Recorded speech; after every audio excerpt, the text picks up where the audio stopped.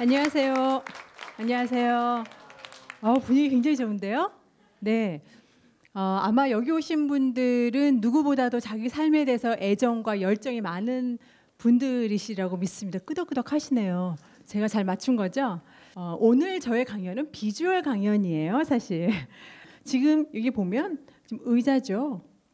여기 테이블 의자, 그리고 여기 이제 스탠드, 이런 식으로 뭔가 좀 더 대중과 가까이 가고 일상과 다가가는 방식으로 작품이 발전하면서 아트 디렉터라는 타이틀을 얻게 되고 거리로 나가서 제 작품이 좀 더 시민들과 대중들과 소통하는 작업들이 시작된 거예요.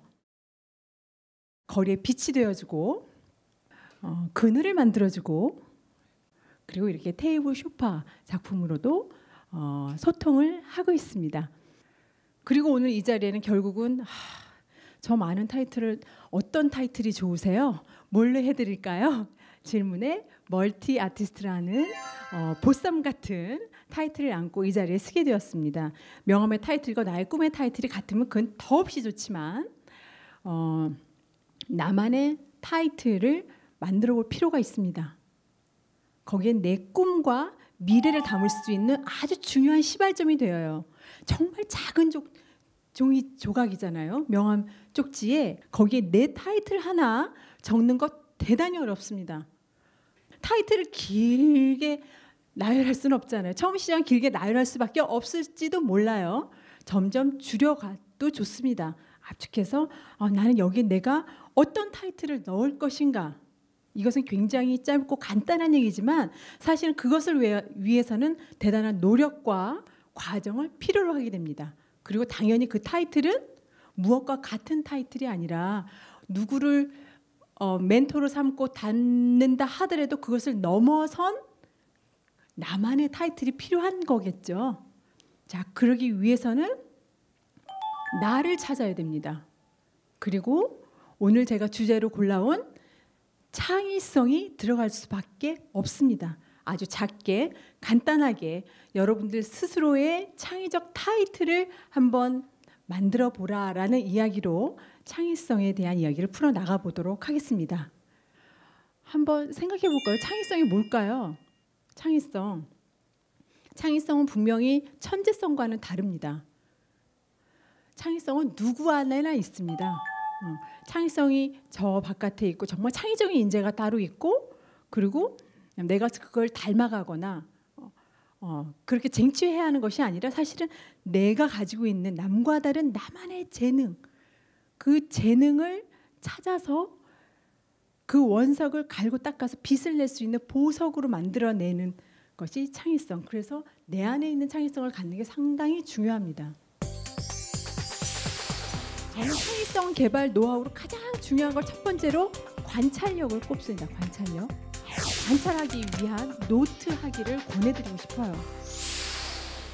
창의력은 개발을 해야 됩니다. 중요한 건 다 알아요. 중요한 거는 우선 내가 창의적인 인재가 될 수 있어야 되는 거잖아요. 몇 가지 팁을 여러분들에게 드리도록 하겠습니다. 저는 창의성 개발 노하우로 가장 중요한 걸 첫 번째로 관찰력을 꼽습니다. 관찰력. 얼마나 창의적이신 분들인지 이제 테스트 들어갑니다. 꽃을 한번 그려보세요. 꽃. 자랑스럽게 옆에 계신 분한테도 막 보여주세요. 혹시 이거 아니세요? 많은 분들이 절 만나면 그러세요. 저 미술에는 소질이 없어요. 근데 그렇게 소질이 없다는 분들도 가장 자신 있어 하는 게 뭐냐면 하트 그리기랑 꽃 그리기예요. 다른 건 못 그려요. 근데 할 때 이렇게 딱 뭐 연애 편지 쓸 때도 끝에다 하트나 꽃 한 송이들은 그립니다. 근데 이렇게 그리세요. 보고 그리셔야 돼요. 내가 이것을 지금은 뭐냐면 그 장미를 잘 그리는 거 중요한 게 아니라 적어도 내가 꽃을 그릴 때 헤매면서라도 장미를 표현하려고 했다라는 그 시도가 바로 여러분들의 창의력을 깨우는 가장 기본입니다. 창의성은요. 이렇게 관찰을 하고 내가 표현을 하지 못하는 이상 내 머릿속에 관찰된 것이 떠오르지 않으면요. 그 다음에 발상 응용할 수가 없어요. 자, 창의적인 것 기본은 우리가 창의성 하면은 뭔가 건너뛰어서 다른 교육을 원하는데 가장 기본적으로 내 주변의 것들에 대한 관찰력이 시작이 되어야 내 주변의 것들이 데이터가 쌓이고 내 머릿속에서 떠올라서 어떤 주제든 떠올라서 응용을 하고 남다른 생각을 하고 이 머리 안에 쌓여있는 것들을 베베 꼬고 비틀고 썰고 뒤집습니다. 거기 안에서 창의성이 나오는 것이죠. 화가들은 자신들을 관통하기 위해서 자기를 관찰할 수 있는 가장 잘할 수 있는 방법으로 자화상을 그렸습니다. 렘브란트는 평생 동안 100여 점의 자화상을 그렸고 서양미술상에서 대단히 많은 자화상을 그린 화가로 꼽힙니다.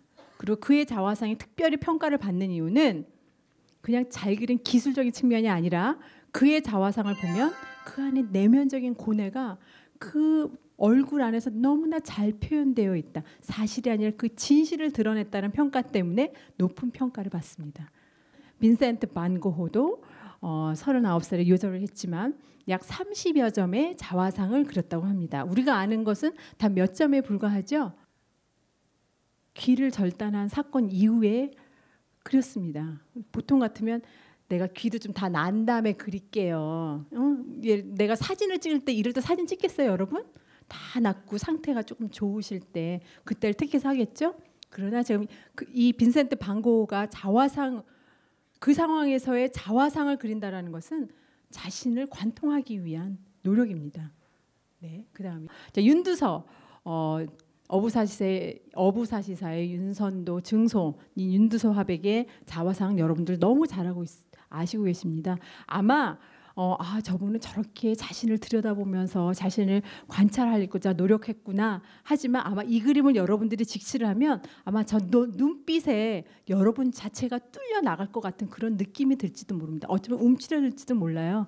하지만 여러분들이 저 눈빛에 대응할 수 있을 만큼의 준비가 필요한데 저는 여러분들에게는 여러분들을 관찰하기 위한 노트 하기를 권해드리고 싶어요. 실제로 저 또한 자화상 그리기뿐만 아니라 노트를 했고 많은 화가들이 노트 굉장히 많이 합니다. 대표적으로 레오나르도 다빈치의 드로잉 노트를 보면 글이 함께 가고 있죠. 그래서 내가 잘하는 거, 못하는 거, 내가 좋아하는 거, 좋아하지 않는 거 저는 최소한 한 달의 기간을 두고 노트 해보라고 합니다. 끊임없이 찾아야 됩니다. 그리고 주변에 나를 잘한다고 생각하는 가족들이나 친구들에게 물어보세요. 야, 내가 뭘 좋아하니? 내가 뭘 잘해? 그 가까이서 나를 안다는 사람한테 얘기를 들으면 얘 내가 그것만 잘하니? 예, 그 뭐 변명을 할 수도 있지만 어쨌든 적으세요. 그리고 한 달이 지나서 쌓아놓은 걸 보면서 자기를 발견하는 노력을 해나가시기 바랍니다. 뭔가 특별한 발상을 하고 싶어하는 분이시라면 이 그리기가 안 되면 남다른 걸 할 수가 없어요. 내가 넘고 싶은 것들을 철저하게 분석하는 과정들이 굉장히 필요해요. 자, 관찰을 했어요. 근데 관찰한 거를 적지 않고 그리지 않고서는 안 됩니다. 사진을 놓고라도 꽃을 보고라도 그려놓으면 그 다음에 그것이 축적이 잘 돼요. 그리고 그것이 축적되기 시작을 하면 더 많은 관찰과 축적을 해나갈 수 있는 겁니다. 특히 과학자나 뭔가 특별한 발상을 하고 싶어하는 분이시라면 이 그리기가 안 되면 남다른 걸 할 수가 없어요. 제가 검색을 해서 자료들을 막 따서 자료 수집들을 한다고 쳐요. 그 있는 자료를 수집을 한 거잖아요. 내가 내 안에서 뭔가 새로운 걸 막 발상을 했어요. 그거를 표현을 하려고 그러면 아무리 컴퓨터 그래픽 효과를 하더라도 드로잉을 해내지 않으면 누구 시켜서 말로 설명을 해서라도 그려져야 됩니다. 그러기 위해서 사실은 그리는 훈련은 굉장히 필요해요. 그리기를 통해서 저는 여러분들에게 이 모방하기에 대한 이야기를 하려고 하는데요. 따라하지 않고 건너뛰어서 남다른 발상을 할 수는 없습니다. 다만 이 모방하기에서 주의해야 될 것은 저 뭐에서 영향을 받았어요. 따라서 했어요를 분명하게 밝혀야죠. 그러나 자신 있게 그것을 내가 이 A라는 제품이던 성과든 이걸 건너뛰기 위해서 이거를 따라해야 거기서 무엇이 특출한지를 깨닫고 이것을 뒤어서 넘어갈 수가 있습니다. 저는 위대한 화가들의 작품들을 보면서 가장 놀랐던 것은 그들이 절정기에 낸 작품 때문이 아니라 그들이 얼마만큼 명작들을 모방하며 배우고자 했던가의 노력에서 사실은 감동을 했습니다. 반고흐는 밀레를 굉장히 동경했습니다. 굉장히 종교적인 입장에서의 밀레의 삶과 예술관을 동경했고, 그래서 그의 작품을 따라하기를 대단히 많이 했습니다. 이 왼쪽의 것은 밀레의 그 낮잠, 오른쪽은 반고흐의 낮잠이라는 제목의 작품입니다. 다음이요. 일본화의 영향을 상당히 많이 받았어요. 그대로 따라 그렸습니다. 너무 좋아. 정말 개성 있고 특이하다. 우선 보고 배우고 따라해야 합니다. 다 여러분 자리에서는 어떻게 보면은 그러기 위해서 아마 분석을 위해서 해체하고 분해하는 작업에 따라갈지도 몰라요. 굉장히 필요합니다. 그 다음이요. 피카소의 우리가 입체파로서의 아주 명작들을 알고 있죠. 저는 피카소 미술관 가서 정말 깜짝 놀랐어요. 오늘 몇 점만 제가 보여드리지만요. 정말 제가 미술사의 그 명작, 그 대가들의 그림들은 정말 피카소가 다 그린 것 같아요. 다 따라 그린 본 것 같아요. 야, 이만큼 따라 그리니 더 이상 따라 할 것도 없었겠다. 이런 생각이 들 정도였거든요. 저는 거기서 정말 무릎을 꿇었어요. 맨날 피카소 같은 아티스트, 뭐 피카소 같은 하지만 그의 남다른 따라하기, 선배들에 대한 경외심을 가지고 따라하기를 주저하지 않고 그렇게 끝없이 작업을 했었던 모습에서 저는 반성을 했습니다. 그 다음이요. 마네 풀바디의 식사 너무 잘 알죠? 피카소식이고 이것도 제가 2점만 준비했지만 여러 점을 그렸더군요. 같은 풀바디의 식사를요. 그 다음에요. 이것은 벨라스케스의 시녀들이라는 작품을 자신만의 작품 세계로 표현을 한 그런 작품입니다. 따라하고 싶은 거, 내가 넘고 싶은 것들을 철저하게 분석하는 과정들이 가되 우리 안에 있는 선입견들에 대한 관문을 넘어서야 되는 부분들이 있습니다. 저는 아는 게 장벽이다라고 얘기합니다. 창의성은 끊임없이 노력을 해서 찾아가야 하는 자신의 길인 것 같아요. 많은 대가들이 그런 편견과 선입견을 부수기 위해서 아이처럼 돌아가야 된다는 얘기를 많이 했더군요.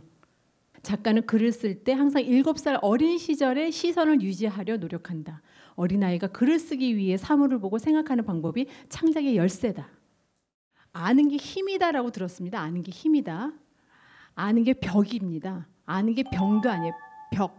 저는 아는 게 장벽이다라고 얘기합니다. 여러분들이 정말 창의성에 대해서 관심이 있다면 내가 알고 있는 것을 가장 잘 의심하는 사람이 가장 창의적인 인재로 자신의 재능을 자신 있게 표현해낼 수 있게 됩니다.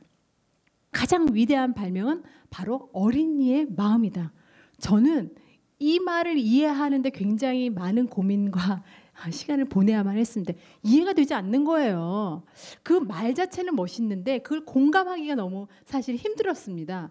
아니, 아이들은 우리가 정보를 주고 지식을 주고 자양분을 주면서 키우는 존재인데 그 대가들이 아이처럼 돌아가야 된다는 이거 도대체 이걸 어떻게 해석을 해야 되는 거야? 아이를 키우면서 깨닫기 시작을 했습니다. 열리고 마음껏 열려서 무한정으로 받아들이기 시작하는 우리는 그 시각이 필요한 거예요. 우리는 대화 중에도 자릅니다. 알고 있다고 생각합니다. 그리고 함부로 무시하기도 시작합니다. 그러나 창의성은 끊임없이 노력을 해서 찾아가야 하는 자신의 길인 것 같아요. 우리가 너무나 잘 아는 몬드리안의 컴포지션이죠. 이 자연 안에서의 보이는 비례들의 절대미를 가지고 자신만의 작품 세계를 구축한 거지만, 자, 이 몬드리안의 컴포지션이 없이 이 작품을 보면 누구의 작품인지 잘 알 수가 없습니다. 정말 몬드리안의 전문가, 각 예술가에 대한 전문가가 아니고서는 굉장히 미술사의 유명한 아티스트들의 학습기 과정의 그림들을 섞어놓으면요, 이거 누구 그림인지 알 수 없어요. 네, 그런 과정을 거쳐서 결정적으로 자신의 창의성을 드러낸 아티스트의 작품들을 우리는 감상을 하고 있고 선물을 받고 있는 것입니다. 작가들은 정말 좋은 작품 그 자체가 인류에게 주는 선물이죠. 그 다음이요. 피카소가 14세 때 그린 그림입니다. 물론 14세 때 이렇게 그렸다는 거, 이렇게 시간을 단축시키는 천재성이 분명히 돋보이긴 했습니다. 피카소의 8세 때 그림 보셨어요? 무릎을 꿇게 만들더군요. 물론 8세 때 그림을 보관하고 있다는 것 자체가 저에게 대단히 그 부러움을 주었던 부분이기도 하지만 이런 그림을 보면 이게 피카소의 그림인지 아닌지 아직은 모릅니다. 이런 여느 미술 전공자라면 한 20대에 보이는 정도의 재주가 물론 10대 초반에 보였다라는 거 이것은 대단하지만 이걸 가지고 미술사의 기록 만약에 이 작가가 이렇게 오래 살지 못하고 자신의 초절정의 입체파까지 가지를 못하고 만약에 초년기에 10살 때 이렇게 그렸어 이러고 만약에 죽었다면 미술사에 기록됐을까요? 아마 그러지 못했었을 겁니다. 왜냐하면 이 자체로 기록이 된다는 것은 그 뒤에 시대를 여는데 어떤 영향을 주었느냐가 기준이 되기 때문에 그렇습니다. 그 다음이요. 앤디 워홀, 캠벨숲은 뭐 너무나 잘 알고 있죠. 자기가 순수 회화를 하고 싶었지만 가정 형편상 일러스트레이터로 활동을 할 수밖에 없었고 그런 과정에 있었던 그림. 그러나 그 과정이 있었기 때문에 팝 아티스트를 열 수 있었던 앤디 워홀이 있었던 거예요. 많은 분들이 내가 이 길에 서 있었을 때 내가 제대로 돼 있나 늘 의심하고 뭔가 찾아야 되겠다는 생각을 하지만요. 어느 자리에 있던 간에 그 자리는 나도 모르게 의미가 있습니다. 그리고 거기에서 뭔가 찾아내지를 못하면 어떤 방황을 하던 원점으로 돌아올 수밖에 없는 시기가 될 거예요. 물론 찾는 과정도 굉장히 뜨거운 열정이 필요합니다. 미술이라는 것도 결국은 그 틀을 넘어서는 데에 궁극적 목표가 있는 것이기 때문에 오히려 다른 경험을 한 것이 새로운 창작을 하는데 분명하게 도움을 줍니다. 내가 멘토가 있다면 그 멘토는 나의 궁극적인 목표가 돼서는 안 돼요. 넘어야 될 산입니다. 지금 여러분들이 어떤 조직에 의해서 부서와 타이틀이 결정되어 있다면 또 하나의 명함을 가지고 있어야 됩니다. 독창적인 명함과 더불어 여러분만의 비석을 한번 디자인해보라는 말을 그림을 읽어주길 원하는 분들 앞에서 꽃을 보여주고 잎사귀를 보여주고 물고기를 보여주고 동물을 보여드려요. 자, 미술관과 박물관을 가기 전에 우리가 우리 일상을 관찰하고 일상에서 느끼지 못하고 또 우리 주변에 있는 정말 고마운 것, 식물원과 동물원, 그냥 아이들 조카들 데리고 가고 데이트 장소로 가는 곳이 아니에요. 정말 이 환경에서 볼 수 없는 그 아름다움의 선물, 저장고죠. 그 신기함을 보고 느낄 수 있어야 됩니다. 그 감성을 깨우지 못한 상태에서 미술관, 박물관을 가서 뭔가 해설에 의해서 내 감성이 깨어지려고 생각하는 것은 건너뛴 거예요. 기본을 집어야 됩니다. 여러분들 각자가 지금은 어떤 남다른 재능을 가지고 있을지 저는 몰라요.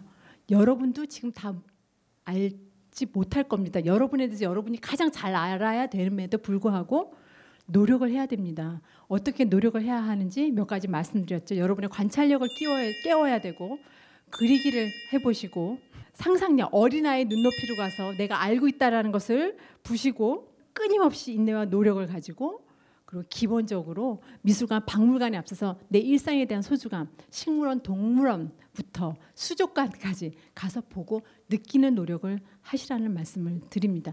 이 과정을 통해서 여러분만의 명함을 꼭 만드셔야 돼요. 지금 여러분들이 어떤 조직에 의해서 부서와 타이틀이 결정되어 있다면 또 하나의 명함을 가지고 있어야 됩니다. 전 실제로 그런 사람들을 만나요. 제가 지금 여기에 다니고요. 그리고 사실 이거 외에 제가요. 그 블로그에서 모두 하는데요. 내든가. 그래서 자신만의 명함, 자기가 지금 이 명함으로 조직에 규정된 타이틀과 명함만으로 자기를 다 규정지을 수 없는 꿈과 미래가 있기 때문에 그 또 하나의 명함이 나옵니다. 반드시 여러분들이 그 명함을 하나 더 만들기를 바라고요. 그리고 그 완성을 위해서 저는 비주얼 시대죠. 이미지의 시대입니다. 독창적인 명언과 더불어 여러분만의 비석을 한번 디자인해보라는 말을 드리면서 마무리 질까 합니다. 자, 우리나라를 대표하는 화가들의 생가에서 묘지까지 제가 기행을 한 적이 있었습니다. 정말 수천만 묘지에서 박수근의 묘지를 찾는데 정말 발품을 아끼지 않았던 때가 있었습니다. 지금은 양구에 있는 박수근 미술관에 이 비석이 옮겨졌지만요. 이 그림을 보는 순간 정말 신받다 소리가 그대로 나오더군요. 박수근의 그냥 보면 박수근의 그림이죠. 그의 작품 개성이 그대로 담아서 비석한의 올곧이 그 사람을 대신할 수 있는 비석이 탄생한 모습을 보면서 내가 내 생을 마감할 때는 이렇게 한젠마의 묘구나를 보여줄 수 있는 나만의 작품색이 하나 구축했으면 좋겠다라는 꿈을 실게 한 곳입니다. 지금 여러분에게 너무 앞선 모습일 수도 있지만 살아가면서 그 비석을 계속 바꿔갈 수 있잖아요. 그래서 그것이 여러분들의 삶과 미래를 강하게 만들어줄 메시지라고 저는 믿습니다. 자, 미술을 통해서 여러분들이 여러분들 스스로를 찾고 여러분 안에 재능을 찾을 수 있었으면 하는 바람을 가지면서 몇 가지 제 삶을 통해서 얻었던 창의력 개발에 대한 노하우를 여러분들에게 전해드렸어요. 자, 마지막으로 그렇게 마무리 지면서 창의성을 주제로 한 그림 요리 퍼포먼스를 여러분들에게 선물을 해드리려고 합니다.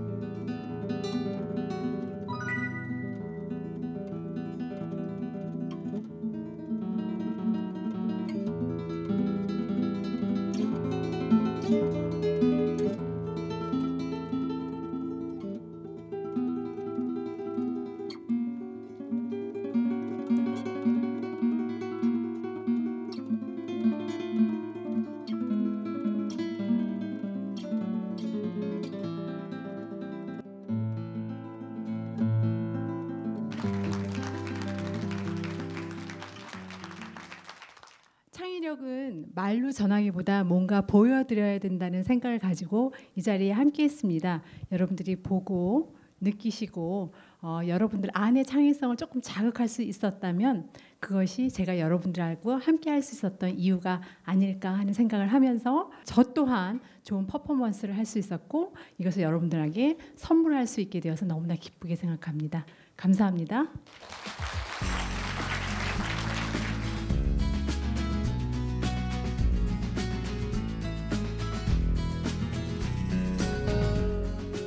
지식 기부 콘서트 앤 지식과 마음을 나눕니다.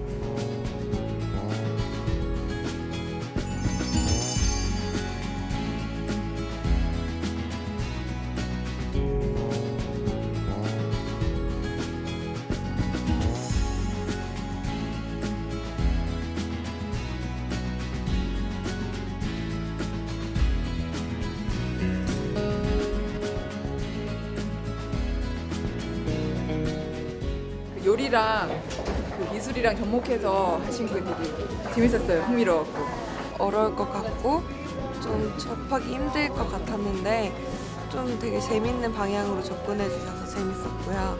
고정관념이 박혀 있는 사람이 돼가지고 그런 거 느끼러 오고 충격받으러 옵니다.